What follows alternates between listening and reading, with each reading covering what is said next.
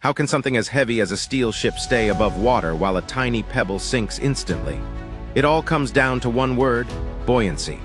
When a boat sits in water, it displaces an amount of water equal to its own weight. The shape of the hull spreads out this weight over a large area, creating enough upward force to keep it floating.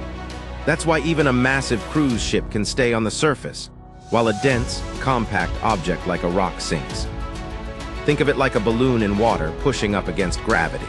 Nature's genius keeps these giants from going under. So have you ever wondered why some objects float while others sink? Drop your theories below. And if you love quick science bites, hit follow for more.